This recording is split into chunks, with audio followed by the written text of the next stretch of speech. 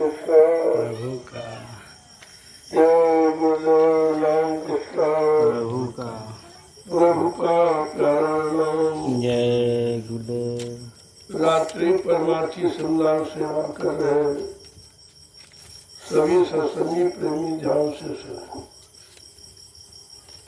संत मत में सेवा का विशेष महत्व है। संत महापुरुषों ने जीवों के कल्याण के लिए, परमार्थी लाभ देने के लिए परमार्थी संदान सेवा रखी, क्योंकि कलयुग का युग भजन तो कर नहीं सकता, न मन साथ देता, न तन न इंद्रिया साथ देती, और सत्संग उसको याद नहीं रहता।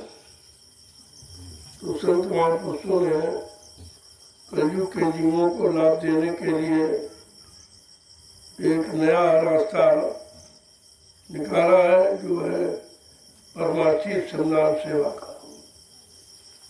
मैंने उसको 3 भागों में बांट दिया। प्रातःकालीन परमार्थी संदान सेवा का लाभ अलग, और दोपहर में जो धूप में, बरसात में, गर्मी में जो आप करते हो, उसके साथ तपस्या भी जुड़ी है, उसका लाभ अलग, और रात्रि परमार्थी संदान सेवा का लाभ सबसे अलग। जो तीनों सेवाओं में शामिल शरीक रहता है, उसको सब तरह का लाभ मिलता है, क्योंकि जितना आप करोगे उतना पाओगे। संत मत का सिद्धांत कर्म के आधारित है। जैसा कर्म करोगे, जितना करोगे, जितने वचन मानोगे, जितने आदेश का पालन करोगे, उतना ज्यादा लाभ आपको मिलेगा। इसलिए परमार्थी संदान सेवाओं में सब प्रेमियों को शामिल शरीक होना चाहिए, और इस लाभ से वंचित नहीं रहना चाहिए। तुम हिंदुस्तान में कहीं चले जाओ, परमार्थी संदान सेवा कहीं नहीं करी, कोई जानते नहीं इसके बारे में। जब तक संतों के परमार्थी वचन नहीं सुनोगे, परमार्थ का अर्थ आपकी समझ में नहीं आएगा, और परमार्थ का जो लाभ सर्वोपरि है वो भी आपको नहीं मिल पाएगा। इसलिए अपने मानव जीवन को सार्थक बनाने के लिए, मानव जीवन का वास्तविक अर्थ है प्रभु की प्राप्ति। अगर प्रभु की प्राप्ति नहीं है तो मानव जीवन व्यर्थ में माना जाता है। अब प्रभु की प्राप्ति कैसे होगी? उन संत महापुरुषों की तलाश करो जिन्होंने अपनी जीवात्मा को जगाकर प्रभु परमात्मा से मिला लिया। जो मिल जाएंगे आपका भी काम हो जाएगा। इसी लोग कहते हैं भाई कुछ तुम करो, कुछ मैं करूं, हमारे आपके परिश्रम से मालिक की दया हो जाएगी। करोगे नहीं तो कुछ नहीं मिलेगा। संत मत में पढ़ना और सुनाना इसका कोई महत्व नहीं है। महत्व है करने कराने का। जो करोगे तभी तो करने का फल मिलेगा आपको। और पिछले युगों की बात, अगर जड़ पूजा में फंस गए तो कुछ नहीं मिलेगा। जड़ तो जड़ ही है, लेकिन काम तो चेतन करता। चेतन माने जिंदा, मौजूद, और आप करते हो जड़, जिनको तुमने देखा नहीं, केवल किताबों में नाम पढ़ लिया, लोगों के मुंह से सुन लिया, तो उससे तुम्हारा कोई काम नहीं बनेगा। जो सामने मौजूद है, तुम्हारे हर फरियाद प्रार्थना को सुनता है और आपको लाभ देता है। वो तो आपको काम करा सकता, लेकिन जो आए थे काम करके चले गए, तुम्हारा उनका नाम लेने से तुम्हारा कोई काम नहीं होगा। इस बात को हमेशा ध्यान रखना चाहिए। कलयुग सबसे खराब है, लेकिन संत महापुरुषों ने सबसे अच्छा माना। कहते हैं कलयुग संज्ञान जो न कर विश्वास, कलयुग के समान परमार्थ कमाने का, पिछले कर्मों की अदायगी का दूसरा कोई रास्ता नहीं है। और सबसे बड़ा लाभ है कि कलयुग के जीवों को प्रभु प्राप्ति का सच्चा रास्ता मिल गया, जो अन्य युगों में नहीं था। अन्य युगों में आत्मिक कोई क्रिया नहीं थी, ना कोई आत्मिक साधना थी। सब शरीर मन बुद्धि चित्त इंद्रियों से जो आप पूजा पाठ करते थे उसका फल शरीर मन बुद्धि चित्त इंद्रियों को मिलेगा। आत्मा का उस लाभ से कोई मतलब नहीं। और तुम्हारा मुख्य लक्ष्य आत्मा जगह परमात्मा से मिले और अपने घर पहुँचे, ये काल माया के देश का आवागमन छूट जाए, छुटकारा मिल जाए। उद्देश्य तो ये है, जब तक इस उद्देश्य को सामने नहीं रखोगे और उद्देश्य को सामने रखकर जब तक आप कोई काम नहीं करोगे तो उसका समय का लाभ नहीं मिलेगा। तो प्रेमियों, तुम्हारा कितना अच्छा मौका अवसर है कि आपको ये समय मिल गया परमार्थ का लाभ कमाने का, परमार्थी सेवा में शामिल शरीक होकर अपना मनोजीवन सार्थक बना। क्योंकि पिछले कर्मों की अदायगी कोई रुपए पैसे धन दौलत, कोई दान दक्षिणा रुपया पैसा देने से नहीं होगा। कर्मों की अदायगी कर्मों से ही होती है।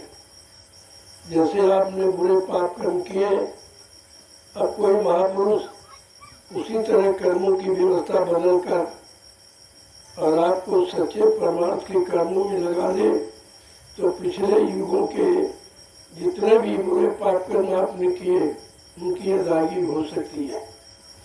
अंततः यहाँ कोई रास्ता नहीं है।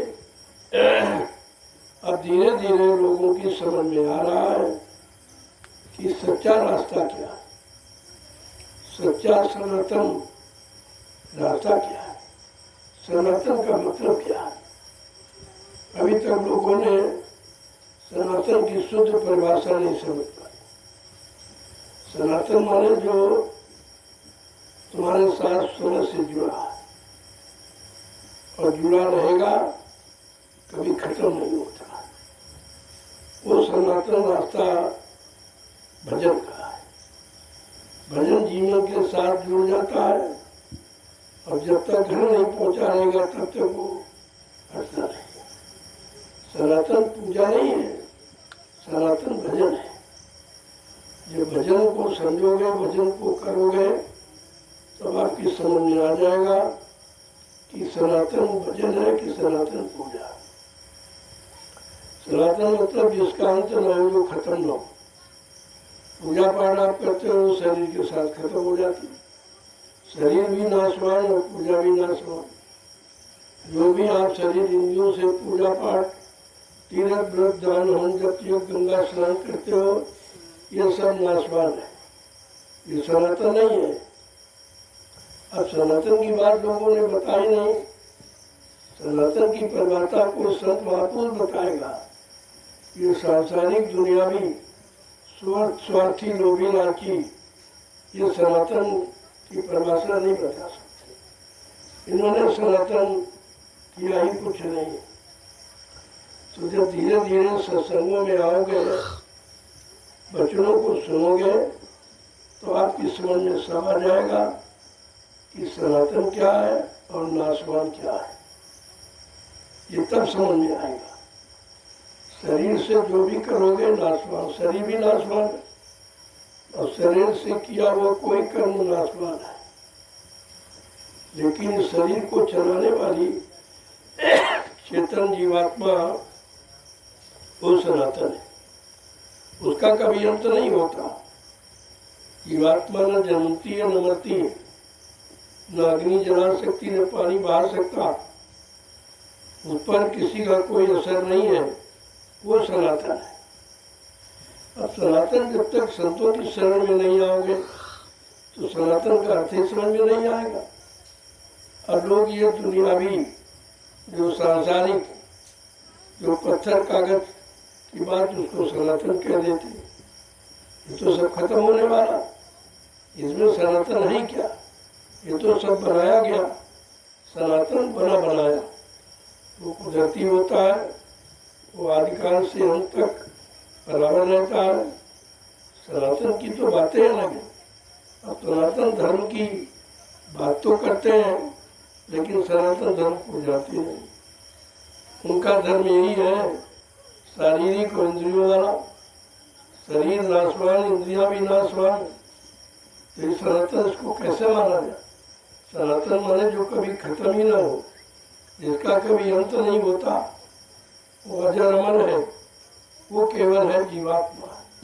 जीवात्मा से किया गया कर्म सनातन कर्म है, और जीवात्मा से लिया गया निर्णय सनातन निर्णय है। इस बात को समझने की कोशिश करनी चाहिए। जब आप सत्संगों में आओगे तो सब आपको पता चल जाएगा कि जड़ क्या है, चेतन क्या है, सनातन क्या है, नाशवान क्या है। ये सारी चीजें आपकी समझ में सब आ जाएंगी। इसीलिए कहा बिन सत्संग विवेक न हुई। बिना संतों के वचनों के सुने बुद्धि में विवेक ज्ञान नहीं आ सकता। जब तक बुद्धि में विवेक ज्ञान नहीं आएगा, आप किसी अच्छे सच्चे काम में निर्णय नहीं ले सकते, क्योंकि निर्णायक बुद्धि है। अब आपका अपने बुद्धि को कैसे काम में लगाया, जड़ कामों में लगाया कि चेतन कामों में लगाया, उसको मन बुद्धि चित्त से भोगों के काम की तरफ निर्णय लेने के लिए आपने प्रेरित किया है कि आत्मिक सच्चे कर्म करने के लिए प्रेरित किया। ये तो समझना पड़ेगा आपको। लेकिन बिना सत्संग के आप कोई नहीं जा सकते। गोस्वामी जी महाराज गृहस्थ संत थे, वो कोई कथावाचक, कोई विद्वान नहीं, वो संत थे। उन्होंने जो साधना में बैठकर गुरु की दया से पाया, उसको उन्होंने बताया। और इसीलिए उनको कलयुग के जीवों को सतपथ के रास्ते पर चलने के लिए सच्चे सनातन धर्म, सच्ची आत्मिक पूजा के लिए उनको रामचरितमानस की रचना करनी पड़ी। अब उस रामचरितमानस की रचना जो अक्षर पढ़ते हो उससे नहीं है, वो शब्द है। शब्द को अक्षर से वर्णित किया गया, क्योंकि यहाँ अक्षर ज्ञानी है, अक्षर की जानकारी आपको कराई गई है, शब्द की जानकारी आपको मिली नहीं। क्योंकि शब्द से नहीं, गुरु जो होवे तो जड़ देव भेद लखाए। शब्द पारखी अगर गुरु मिल जाए तो शब्द की परिभाषा बता देगा और शब्द भी आपकी समझ में आ जाएगा। इसलिए संतों की महिमा कलयुग में बड़ी ही मतलब यानी लाभकारी है, अवर्णनीय है, अकथनीय है, अनिवर्चनीय है, जिसका कागज कलम से वर्णन नहीं किया जा सकता। जवान वाणी भी उसका वर्णन नहीं कर सकती, क्योंकि वो अनुभव की चीज है और अनुभव आत्मा से होता है। मन का अनुभव तो इंद्रियों भोगों का है, आत्मा का अनुभव परमात्मा से मिलने का है। परमात्मा से मिलने का काम केवल कोई संत महात्मा ही करा सकता। ये ज्ञानी ध्यानी विज्ञानी, ये ऋषि मुनि योगियों तारी शक्तियों का विषय नहीं है। इसी बात को तो समझने में देर हो रही, क्योंकि हमारे आपके सामने तीन तीन युगों का इतिहास सुनी अवतारी शक्तियों का ही है। क्योंकि संत महापुरुष तो आए नहीं थे, न सतयुग में आए, न त्रेता में आए, न द्वापर में आए, वो तो अभी कलयुग में आए। लगभग 750 वर्ष पूरे होने जा रहे। सर्वप्रथम कबीर साहब आए थे, उन्हीं से ये संत मत चला, उन्हीं से संत नाम की महिमा सुनने को मिली। तभी तो लोगों को सच्चाई की तरफ संतों ने ले जाने के लिए स्पष्ट वर्णन किया कि वेद थके ब्रह्मा थके, थकी के शेष महेश, और गीता का जहाँ गम नहीं, वो सतगुरु का देश है। सतगुरु उस देश से आते हैं जहाँ ये कागजी विद्या, कागजी अक्षर आपको पहुँचा नहीं सकते, इनकी वहाँ तक पहुँच नहीं है। ये तो बीच के मंडलों के लिए लिखा गया है, और बाकी जो वास्तविक मंडल मुकाम जीवात्मा का सत्रो अलग अगम अनामिधान, उसका वर्णन वेदों में नहीं है। ये 4 वेद जो लिखे गए उसमें मात्र 1 लाख श्लोक है। 80,000 कर्मकांड के, 16,000 उपासना कांड और 4,000 मात्र ज्ञान कांड के श्लोक। वो भी ज्ञान है भौतिक ज्ञान का, आध्यात्मिक ज्ञान का कोई विषय में नहीं। इसीलिए कहा इनके पढ़ने पढ़ाने से आपकी जीवात्मा नहीं, ये कागज जीवात्मा को नहीं जगाएगा, और ये पढ़ने वाले, लिखने वाले, बताने वाले, ये भी जीवात्मा को नहीं जगा सकते। जीवात्मा को जिसने जगाया है वो जब मिलेंगे उन्हीं को संत सदगुरु, उन्हीं को अनामी महाप्रभु भी कहा गया है। जब वो मिल जाएंगे तब ये आपका काम जो युगों युगों का छूटा है वो मतलब सरल और सहज हो जाएगा, सुगम हो जाएगा। इसलिए हमें आपको समय की साधना के बारे में जानकारी करनी चाहिए। भाई सतयुग की साधना, त्रेता की साधना, द्वापर साधना अलग थी।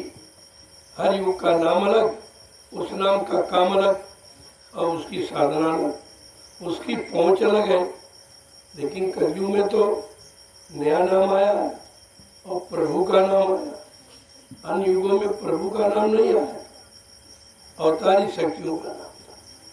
लेकिन कलयुग में प्रभु नाम है, और प्रभु सारी, चाहे इधर की सृष्टि चाहे उधर की, भौतिक जगत की, आध्यात्मिक जगत की, सारे मंडलों की जानकारी जो है वो आपको भौतिक जगत से मिलती है। लेकिन आध्यात्मिक जगत में जब संतों की दया से प्रवेश करेंगे आप, उनके बताए रास्ता जो नाम की कमाई का है, जब आप वो करोगे तब आपकी समझ में सब आ जाएगा कि वास्तविकता क्या है, सत्य क्या है, सनातन क्या है। ऐसे कहने, पढ़ने, वाचने, सुनने से सनातन नहीं आपको। सनातन का मतलब ये है जो हमेशा अनवरत एक समान रहता है, न घटता न बढ़ता है, न खत्म होता है, न कोई खत्म कर सकता, वो तो एक समान रहता, उसे कहते हैं सनातन। अब सनातन धर्म की परिभाषा ही लोगों को नहीं मालूम, तो उन सनातन के बारे में क्या बताएं। वो इसी भौतिक जगत को सनातन कह देते, भौतिक साधनों को सनातन कह देते, शरीर के भोगों को सनातन कह देते, जबकि ये बिल्कुल विपरीत है। ये सनातन से इनका कोई संबंध नहीं है, और सनातन के बारे में ये कुछ कह भी नहीं सकते, और ये करके आप सनातन की प्राप्ति नहीं कर सकते। बातों को बराबर ध्यान में रखें। तो समय मिला है, अपनी जीवात्मा की कल्याण के बारे में सोचो, परिवार के बारे में, शरीर के बारे में, भोगों के बारे में, राजपाट, धर्म, मान सम्मान के बारे में तो आप सोच लिया, लेकिन जीवात्मा के बारे में कभी सोचा है कि जीवात्मा के कारण आपका शरीर चल रहा है। तो तुम कह रहे हो सब्जी रोटी सब्जी दाल से शरीर चलता है, जब जीवात्मा निकल जाती इस पर भौतिक शरीर दे, तब ये शरीर मुर्दा क्यों कहा जाता? क्यों रोटी सब्जी दाल के आप चला लीजिए, खड़ा कर लीजिए? नहीं, ये जड़ शरीर का भोजन है, और जड़ शरीर इस जड़ भोजन का प्रयोग जब तक कर सकेगा और जब तक इसके अंदर चेतन जीवात्मा रहेगी। जीवात्मा के कारण ये जड़ीय शरीर जो जड़ चलता फिरता उठता बैठता बोलता चालता खाता पीता काम करके नजर आ रहा, लेकिन जिस दिन परमात्मा की चेतन जीवात्मा आपके मनुष्य शरीर से निकल जाएगी, ये तुरंत मुर्दा हो जाए। मुर्दा और मिट्टी तुरंत जिसको उपाधि मिल जाती है, भाई मुर्दा और मिट्टी। पूछा गया भाई इसमें मुर्दा मिट्टी क्या हो गया? 1 सेकंड के अंदर मुर्दा मिट्टी। कौन सी चीज थी जिसके कारण इसको जिंदा कहते थे? इससे आपका लगाव था, प्रेम था, आपने तमाम रिश्ते जोड़ रखे थे और ये जीवात्मा के निकलते ही एक सेकंड में सारे रिश्ते खत्म, सारा प्रेम खत्म, सारा लगाव खत्म और वो नफरत भी बदल गया। कहते भाई जल्दी करो, इस मुर्दे को ले जाओ। वो मुर्दा हो गया, जिंदा था मुर्दा हो गया। किस कारण जिंदा था, किस कारण मुर्दा हुआ, ये तो जानकारी संत महापुरुषों से ले लो, तब आपकी समझ में आ जाएगा कि जिंदा किसके कारण ये शरीर चलता फिरता चेतन दिखाई दे रहा और कौन सी चेतन शक्ति के निकल जाने पर ये मुर्दा हो जाता। ये सब जानकारी आपको संत महापुरुषों की शरण में जाकर और उनके सत्संग वचनों से आपको ले लेनी चाहिए, तब तो ये मानव जीवन आपको सार्थक है। ऐसे तो करोड़ों को मानव शरीर मिला और व्यर्थ में जा रहा है और ये भी कहा भाई फिर मिलेगा नहीं। आप जो सोचे बैठे हैं कि अब की बार मिल गया फिर मिल जाएगा, ऐसा नहीं है।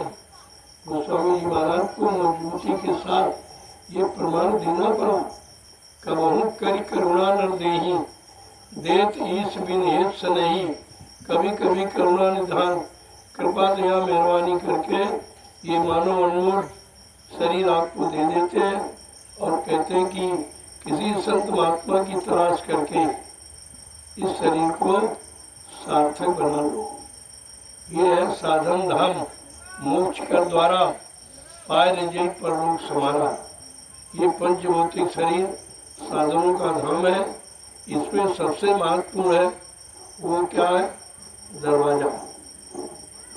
दरवाजा इसमें उसका महत्व चेतन दरवाजा है। काफी सार्थक तभी होगा जब उस दरवाजे के बारे में जिन संत महापुरुषों ने उस दरवाजे पर बैठकर अपनी जीवात्माओं को जगाकर परमात्मा से मिलाया है, वो मिलेंगे तो आपको इस दरवाजे की बात समझ। वही दरवाजा है तो कहा, क्योंकि शरीर में 9 दरवाजे और भी हैं। 2 आँख के, 2 कान के, 2 नाक के, सुराख के, मुंह, नीचे गुदा और इंद्री। 9 दरवाजे तो और भी हैं, लेकिन कहा नहीं जो 10वां दरवाजा है वो असली है। उस दरवाजे पर पहुंच जाने के बाद ही खुद जीवात्मा का काम किया जा सकता है। इन द्वारों से तो शरीर के भोगों का काम करते हो और ये भोग तुमको रोग ले आते और भोगी बन जाते हो, रोगी बन जाते हो, तो फिर उसका महत्व शरीर का समाप्त हो जाता है। तो शरीर में रहकर शरीर के बारे में भी जानकारी करनी और शरीर को चलाने वाली चेतन जीवात्मा के बारे में भी जानकारी संत महात्माओं से लेनी है। तब आपका भौतिक भी सार्थक हो जाएगा और अध्यात्म भी सार्थक, दोनों आपके ठीक हो जाएंगे। कि भौतिक शरीर में भौतिक साधनों की जरूरत है, आध्यात्मिक शरीर को आध्यात्मिक साधनों की आवश्यकता है। तो जब सत्संगों में जाओगे तो आपको भौतिक और अध्यात्म दोनों की जानकारी करा देंगे, अन्यथा यहाँ अध्यात्म की जानकारी कहीं नहीं। जीवात्मा के संबंध में जो भी है वो अध्यात्म है। मन बुद्धि चित्त शरीर के संबंध में जो भौतिक है, तो भौतिक अध्यात्म दोनों को समझना चाहिए। तो ये जीवन रक्षक गुरु पूजा महान पावन कार्यक्रम होने जा रहा है। इसमें आपको प्योर आध्यात्मिक चर्चा जो कहीं नहीं होती है, कोई नहीं बता रहा, उसके बारे में स्पष्टीकरण कोई नहीं कर रहा है। आपको उसका अवसर 7 जुलाई से 12 जुलाई तक लगातार आपको संदेश मिलेगा, जानकारी मिलेगी, होश दिला दिया जाएगा कि किधर चलना है, किधर चलो, किधर चलकर अपने घर पहुँचोगे और किधर चलते हो तो यहीं रह जाते हो। ये सब जानकारी आपको मिल जाए। जय गुरुदेव, जय गुरुदेव, जय गुरुदेव, जय गुरुदेव। जय गुरुदेव नाम किसका, प्रभु का। जय गुरुदेव नाम किसका, प्रभु का। प्रभु का प्यारा नाम। जय गुरुदेव। जोर से बोलो जय गुरुदेव।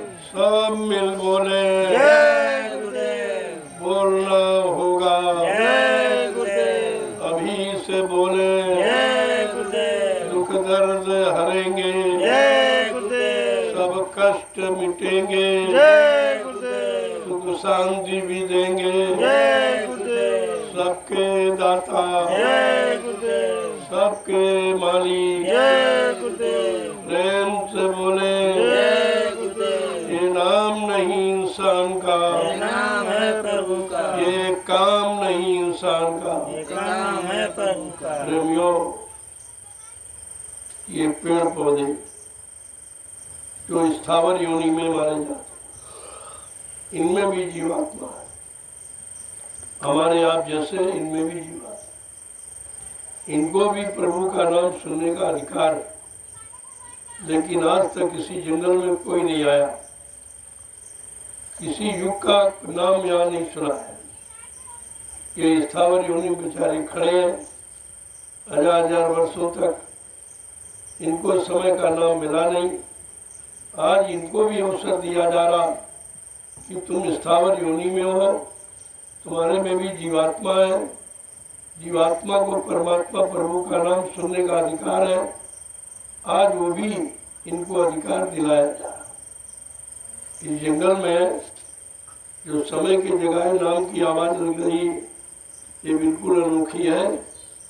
इसको भी नहीं लोग समझ पा रहे कि आखिरकार इस जंगल में आवाज़ क्यों लगाई जाए, क्या जरूरत है। क्योंकि जंगल की पावन पवित्र भूमि ऋषि मुनियों की तपस्या से ये बनी है। तो ऋषि मुनि तो चेतन जीवात्मा वाले थे, लेकिन संत महात्मा उस समय नहीं आए, तो उनकी जीवात्मा का कल्याण नहीं हो पाया। उन्होंने शरीर इंद्रियों के भोगों से अलग होकर जो तपस्या त्याग संयम किया, आज उसका फल लोगों को मिलने वाला है, मिलने जा रहा है, या लोगों को मिल भी रहा है। इसीलिए रामचरित मानस में संत गोस्वामी जी महाराज को इशारा करना पड़ा कि तीरथ वर नैमिष विख्याता अति पुनीत साधक सुखदाता। ये नैमिषारण 18,000 ऋषियों की तपोभूमि है, ये बड़ी महान है, ये तीर्थों का राजा है।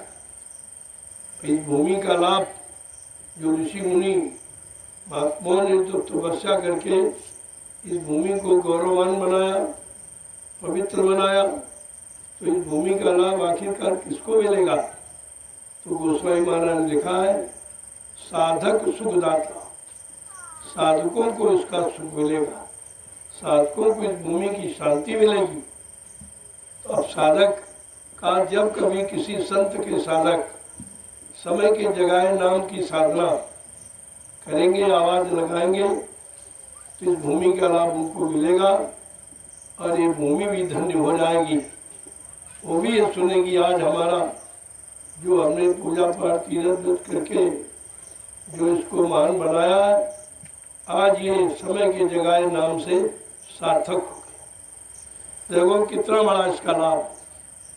इसलिए मैं हिंदुस्तान के समस्त गुरु परिवार, गुरु प्रेमियों, वो किसी मजहब धर्म के हो, हमारा कोई विरोध नहीं है, लेकिन समय का संदेश, समय की जगह नाम की महिमा सबके कान तक पहुंचाना, ये हमारा आपका सच्चा मानव धर्म है, सच्चा मानव कर्तव्य है।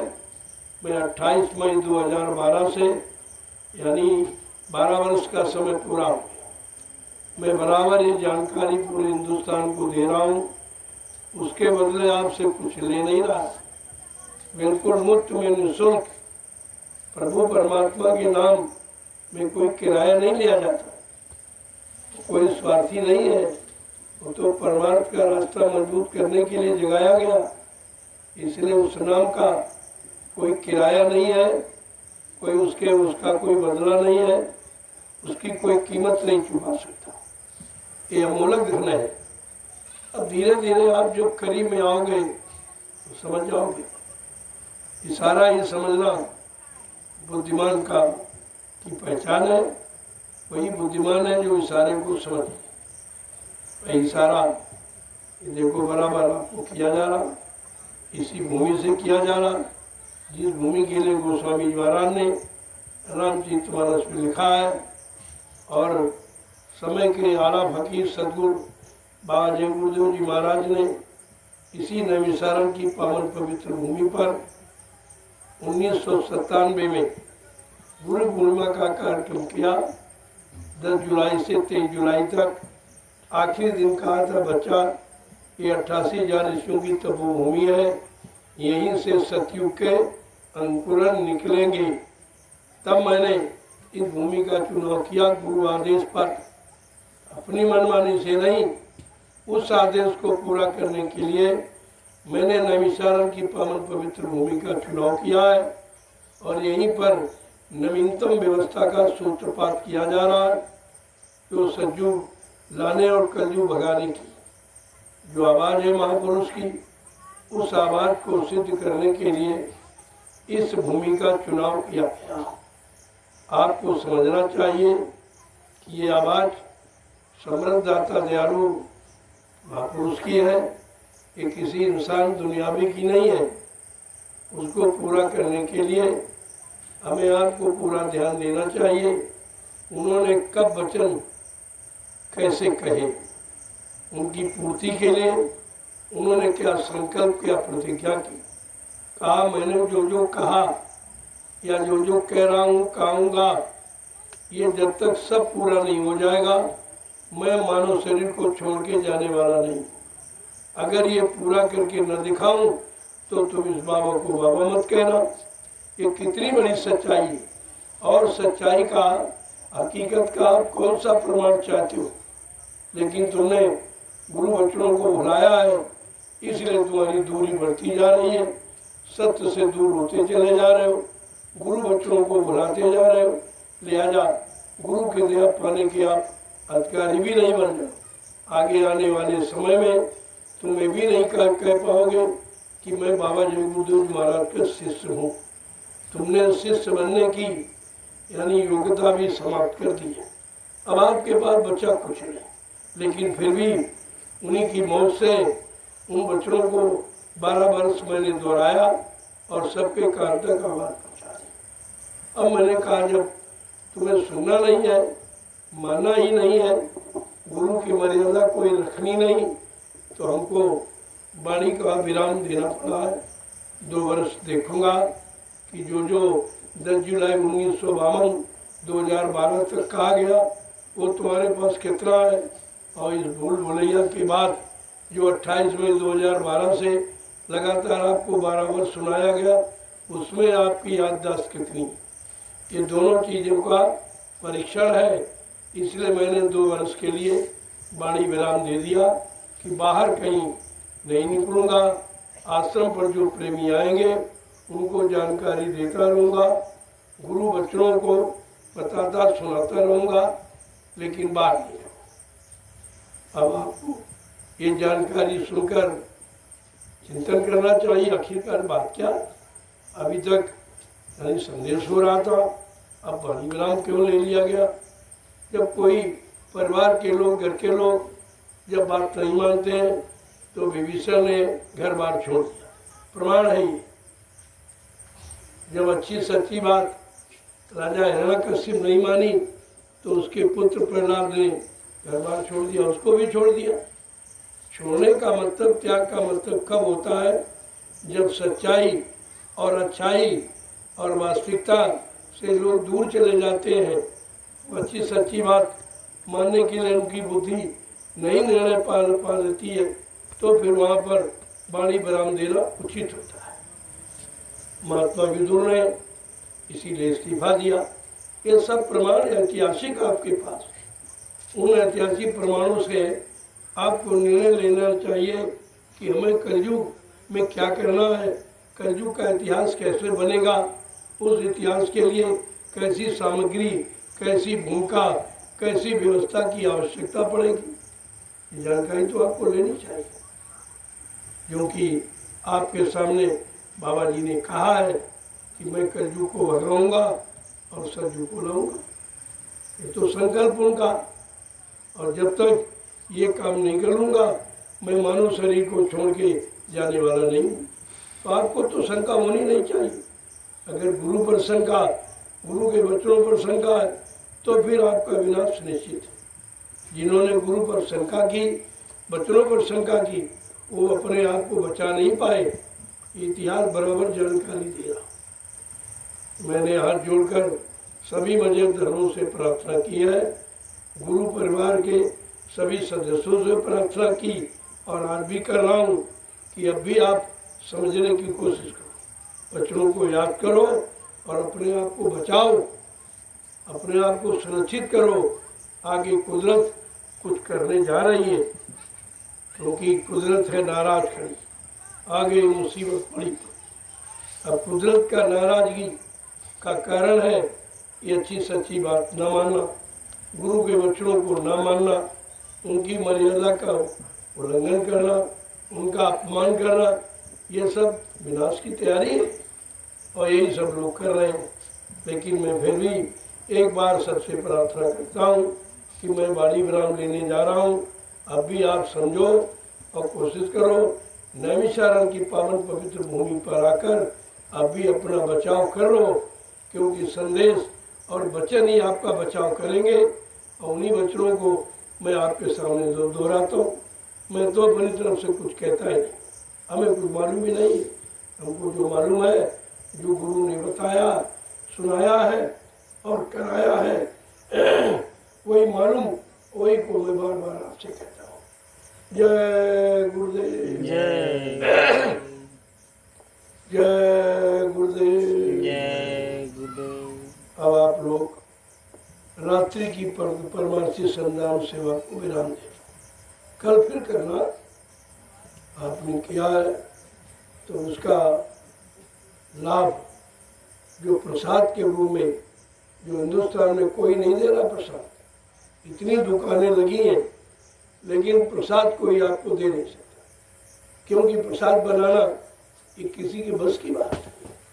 यही तो सच्चाई का सच्चा प्रमाण है कि भाई प्रसाद कौन हिंदुस्तान में बना रहा। अगर इनके पास प्रसाद होता तो ये क्यों कहते जाओ प्रसाद दुकान से खरीद के ले आओ, बाजार से खरीद के ले आओ। प्रसाद बनाया जाता है, प्रसाद न बेचा जाता है न खरीदा जाता है। इस बात को ध्यान में रखिए आप।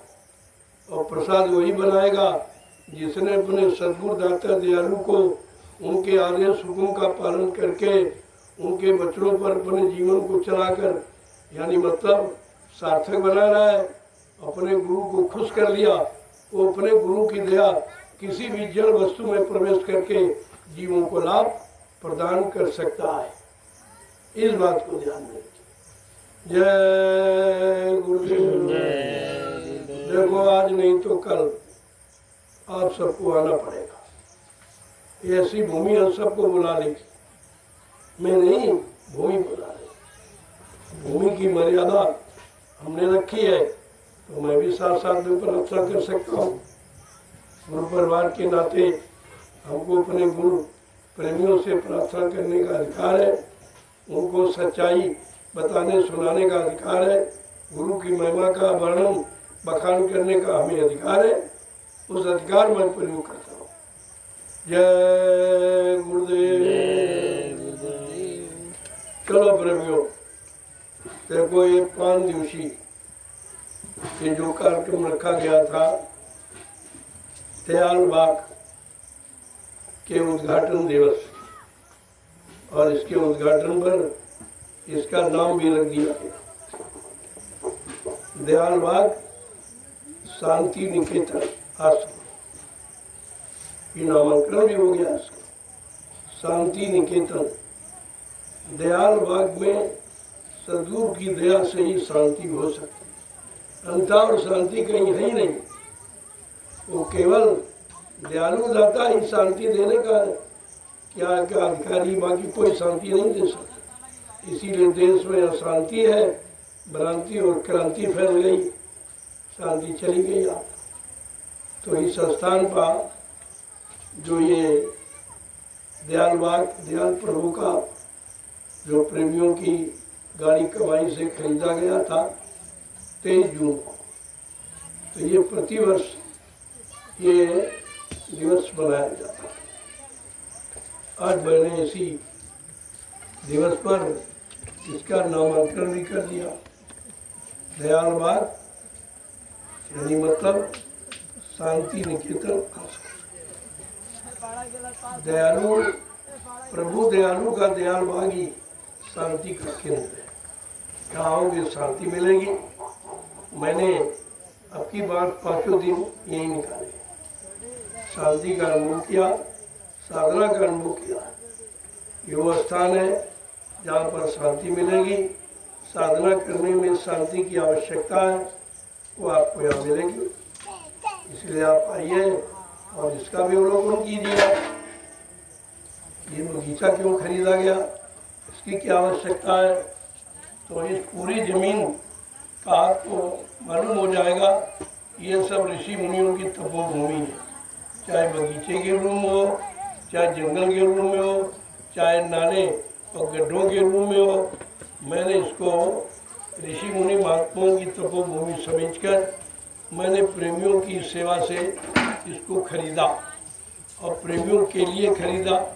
आगे आने वाले समय में इसकी ज़रूरत आवश्यकता पड़ेगी, क्योंकि परिवार जब बढ़ता है तो जगह बनानी पड़ती है। एक मकान में गुजारा नहीं, दूसरा नहीं, तीसरा, कितने मकान अलग अलग बना दिए जाए, लेकिन परिवार का एक ही माना जाता कि एक ही परिवार का है। ये एक परिवार की व्यवस्था है।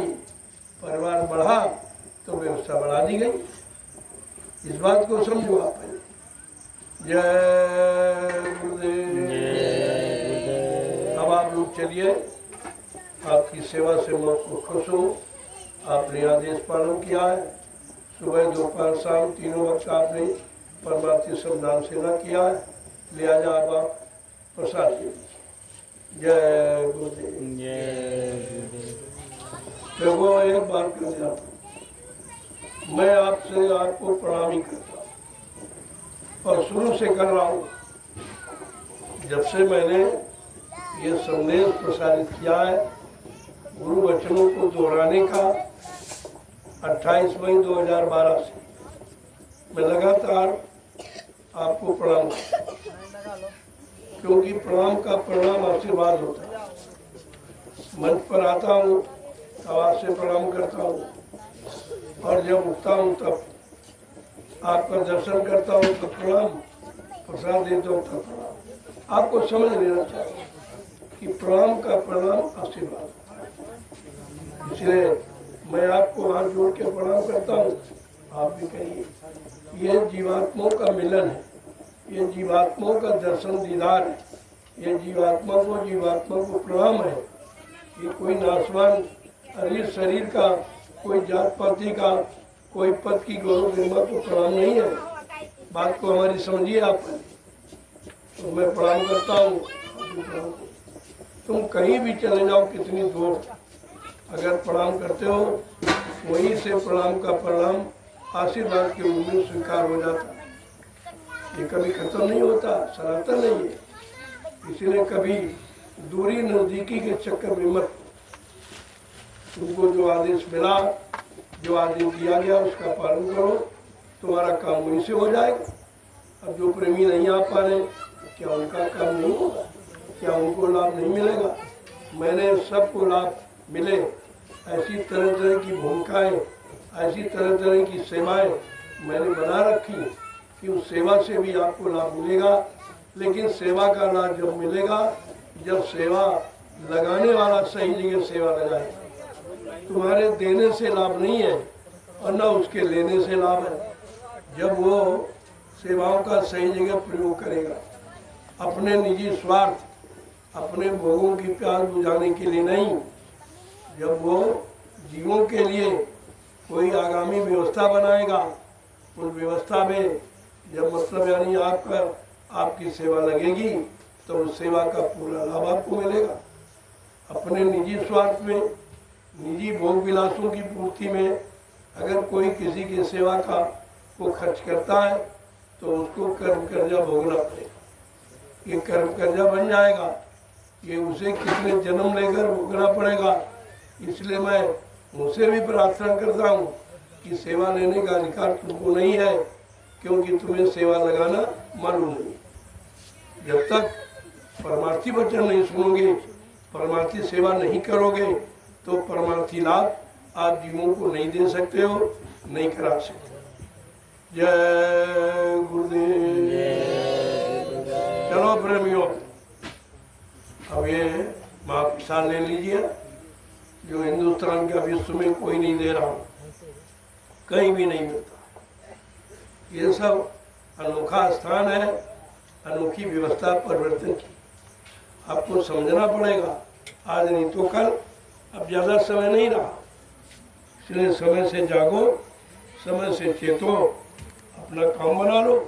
यही तो हमारी सबकी बुद्धिमानी मानी जाए।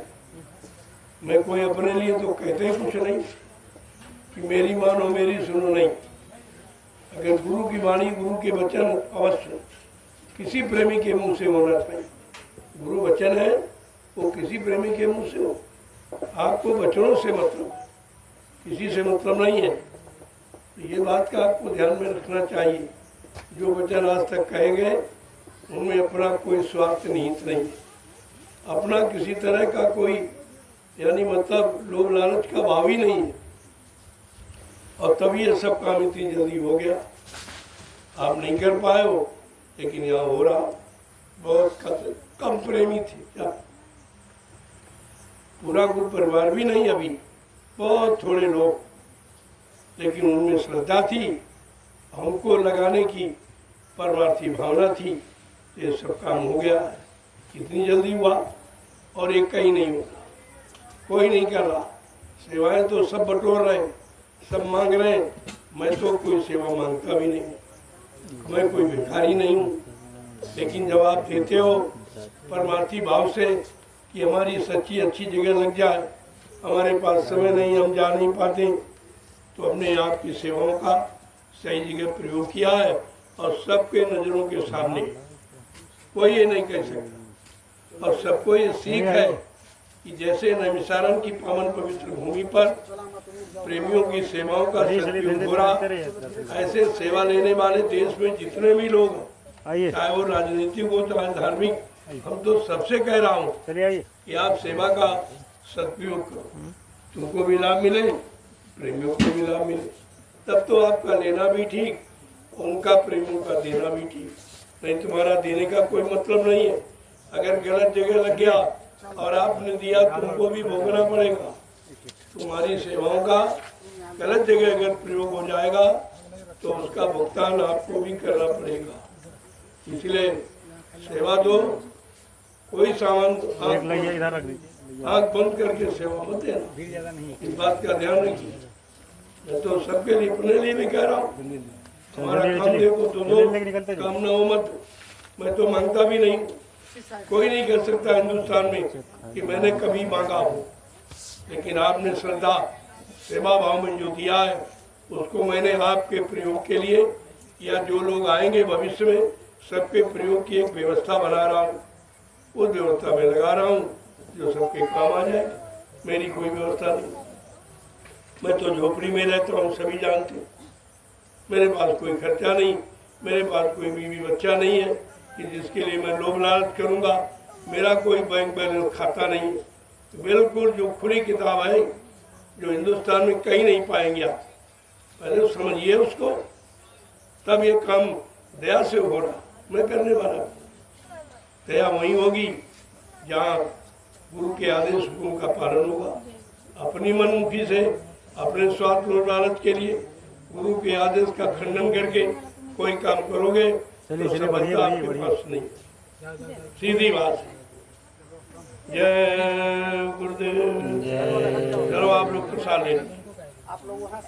बढ़ते रहे आगे से हट जाइए तो निकलने दीजिए, हटिए। जय गुरुदेव। आज 26 जून 2025 है। दयालबाग की पावन धरती पर ये मिट्टी श्रमदान सेवा चल रही है। रात्रि में बांध बनाए जा रहे हैं बाग के किनारे किनारे।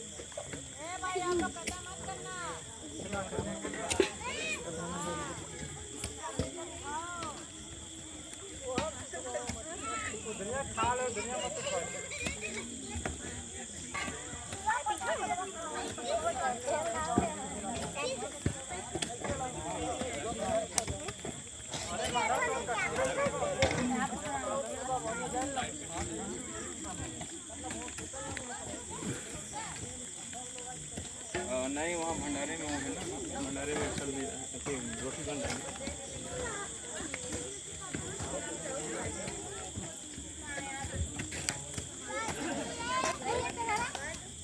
हाँ ऊपर ले जा माटी नहीं बनाते हैं बराबर पूरा हिंदुस्तान क्या हुआ